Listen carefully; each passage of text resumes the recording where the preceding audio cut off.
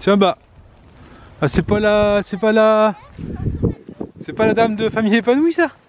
Ah bah si. Ah bah si, en espadrille. Ouais. Ah nickel, t'es bien équipé? Ouais, je suis vachement bien équipée. Ouh, il a un chapeau. Oui.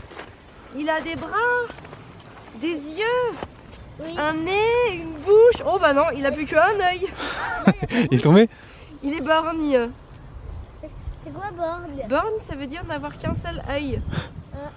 Regarde, il est borgne. Il est tombé là, chérie. Tu l'as fait aussi, Nanou?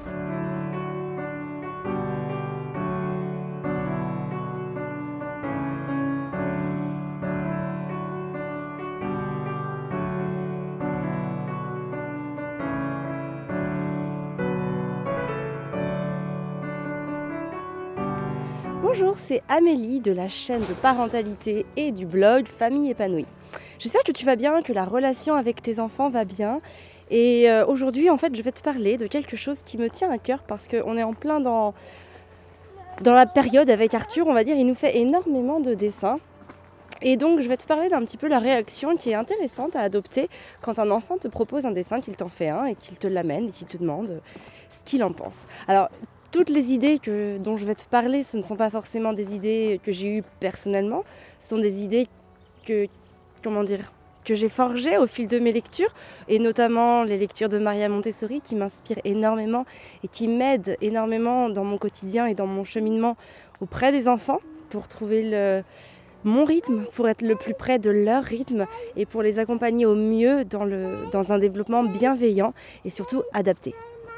Oui mon amour, la belle ? Oui, elle est là, ma belle. Elle fait... Alors, non, elle ne dort pas encore, mais tu vois, elle ne saurait tarder. Non. Ah, bah oui, dis donc. Faut faire attention, on met les pieds. Alors, quand ton enfant te fait un dessin, eh bien, souvent, tu as tendance à dire qu'il est très beau. Et bon, ça peut paraître normal, j'avoue que je l'ai déjà dit aussi, parce que clairement... Voilà, c'est déjà des fois on le trouve vraiment très beau, donc forcément on peut le dire. Et puis aussi des fois parce qu'on a envie de faire plaisir. Je sais pas si tu as déjà vécu ça, mais moi je me rappelle quand j'étais petite, quand j'avais une bonne note, j'étais super contente parce que je savais que mes parents allaient être très contents de moi, ils allaient être fiers de moi. Et à l'inverse, quand j'avais une mauvaise note, eh ben, j'avais un peu peur de leur dire parce que je me disais, oh là là, ça va pas leur plaire, ils vont pas être contents et peut-être que je vais même me faire passer un savon ou quoi que ce soit.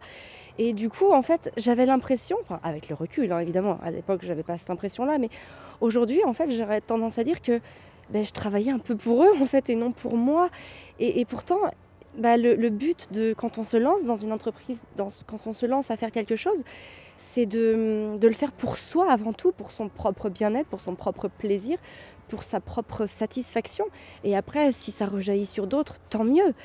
C'est que voilà, l'impact a été assez fort pour parvenir positivement aux autres. Mais au pire des cas, c'est pas grave. Le but, c'est d'être content de soi et de faire en sorte que chaque chose que l'on entreprend va nous faire avancer. Et du coup, c'est exactement pareil pour les enfants. Et ça commence souvent par le dessin, parce que ce sont les premières productions écrites des enfants, bien avant qu'ils sachent maîtriser l'écriture, bien évidemment. Donc c'est pour ça que je pense vraiment qu'il faut être vigilant avec nos réactions pour ne pas induire en eux le fait qu'ils attendent quelque chose de nous, qu'ils attendent une approbation, qu'ils attendent un retour positif. Parce qu'il faut bien leur faire comprendre que ce qu'ils vont entreprendre, c'est pour eux. Et donc du coup, je vais te parler vraiment de mon expérience. Alors peut-être que tu vas pas forcément être d'accord avec moi, et c'est normal parce qu'on n'est pas obligé d'être tous d'accord. Et du coup, je t'invite vraiment à écouter déjà jusqu'au bout pour voir un peu ma logique, pour voir mon raisonnement. Et puis surtout, je t'invite à m'indiquer en commentaire ta réaction, et puis toi ce que tu en penses, et puis comment tu fais avec tes enfants, parce que je pense que ça peut être très intéressant de partager à ce sujet. Donc en fait, moi, il y a deux problèmes, on va dire, qui se posent au fait de dire que c'est beau un dessin. J'ai vraiment deux choses. Déjà, la première, c'est que si tu dis à ton enfant que ce qu'il a fait, voilà, c'est magnifique, eh bien, tu vas l'empêcher quelque part d'aller au-delà. Il va être satisfait, il t'aura satisfait, il aura donc eu ton approbation. Et tu vas le conforter dans ce qu'il fait, dans ce qu'il a entrepris. Le but pour moi, c'est vraiment de pouvoir faire en sorte que l'enfant en fait aille toujours chercher plus loin, sorte toujours de sa zone de confort et ait toujours envie de se challenger de plus en plus. Et ça, eh ben, mine de rien, si tu dis à tes enfants « Ouais, ce que tu fais, c'est super, c'est génial, c'est beau », eh bien, voilà, tu vas les conforter. C'est un peu comme toi, peut-être dans ton boulot ou dans ta vie, quand on te dit que c'est bien. Alors, tu as deux réactions. Soit tu dis en effet, bon, bah, c'est bien, super, on est content de moi, je suis pépère.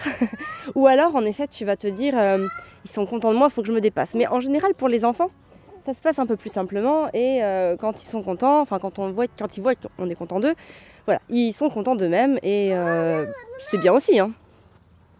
Ah oui, il y a encore des petits restes de neige. Il n'y en a plus beaucoup, hein.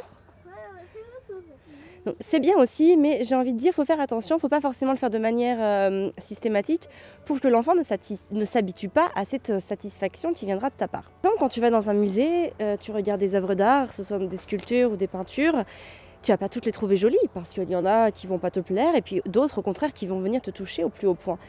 Et bien, c'est pareil pour les productions de tes enfants, il y a des choses que tu vas pouvoir trouver très jolies, mais d'autres, clairement, qui ne t'attendront pas, et tu trouveras même que c'est pas à ton goût du tout. Et je crois que l'enfant aussi mérite une certaine honnêteté. Il y a pas, c'est pas péjoratif de dire que ce qu'il a fait, on ne le trouve pas forcément très beau. Par contre, c'est intéressant de lui expliquer de manière plus générale. Oui. Juste un truc que j'avais ramassé et resté. Ah mince, bah, tu vas essayer de le retrouver autre part. Je pense que regarde, il y a de la neige là-bas. Regarde la neige là-bas. Vas-y. Toi aussi, t'es dans la neige? Allez-y, je vous rejoins. Vous restez là sur la neige. Et c'est important aussi, voilà, de se dire que ce que certains vont voir et vont trouver beau, d'autres sont en droit de ne pas le trouver beau. Il faut bien mettre dans l'esprit de l'enfant. Alors évidemment, ça ne va pas marcher si ton enfant il a 2 ans. Mais moi, par exemple, je vois Arthur qui a 5 ans, bientôt 5 ans et demi. Il est en âge où on peut commencer à induire en lui le fait que la beauté est très subjective, que certains vont trouver quelque chose de beau et que d'autres ne vont pas le trouver beau, et que la beauté n'est pas systématique, que la beauté n'est pas forcément dans les choses que lui se fait, enfin, c'est-à-dire à l'idée qu'il s'en fait, mais que voilà, c'est quelque chose de très personnel et qu'il faut aussi respecter la vision de chacun, parce que voilà, on n'a pas tous la même. Alors après, oui, il y a des choses qui sont très belles et que la plupart des gens vont trouver belles. J'ai pas d'exemple, mais et puis d'autres au contraire. Par exemple, une crotte de chien, bon, c'est pas très joli. Je pense à ça parce qu'il y en avait une tout à l'heure.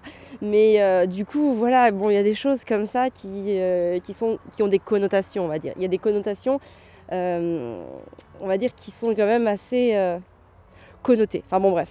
Mais du coup, voilà, l'idée c'est ça. C'est vraiment de pouvoir de faire en sorte de dire à son enfant que ce qu'il fait, il le fait pour lui.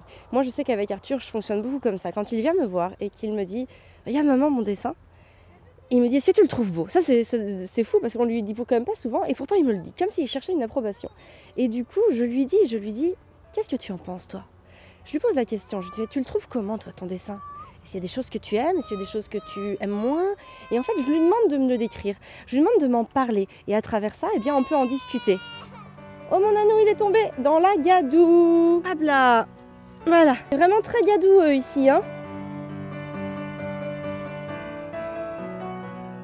Voilà, en tout cas, quand un enfant est petit, on peut utiliser vraiment la description pour commencer à parler de son œuvre, de sa production. Et puis, quand l'enfant grandit, eh bien, du coup, le questionner par rapport à son œuvre. Je trouve que ce sont des alternatives très intéressantes et qui, en plus, vont lui permettre de laisser la part belle à sa créativité. Parce que si on lui dit que c'est bien, si on lui dit que, voilà, quelque part, on le brime, on le conforte dans une certaine zone et on l'empêche des fois d'aller plus loin, d'aller chercher plus loin, de se dépasser. Et du coup, c'est intéressant de pas trop en faire par rapport à l'enfant, pour le laisser vraiment évoluer à son rythme. Voilà en gros l'idée que je voulais développer dans cette vidéo. Donc voilà, j'espère surtout que j'ai été claire, parce que les enfants me parlent aussi en même temps, un petit peu. Donc il faut garder le fil de ces idées. Tu peux bien sûr aimer la vidéo si tu l'as aimée, hein, like-la, n'hésite pas, ça me fait toujours plaisir d'avoir un retour positif de ta part. Tu peux bien sûr me laisser un commentaire si ce que je t'ai dit t'a interpellé, si tu as un avis différent ou si tu as quelque chose à rajouter, de constructif, hein, bien sûr, d'objectif et de constructif. Et ben, je trouve que c'est toujours intéressant, alors vas-y, n'hésite pas. Voilà, tu peux partager, tu peux t'abonner, tu peux liker, tu peux faire tout ce que tu veux en fait. Et surtout, voilà, rejoins-nous, fais partie de cette belle et grande aventure. Et surtout, prends soin de toi et de tes enfants.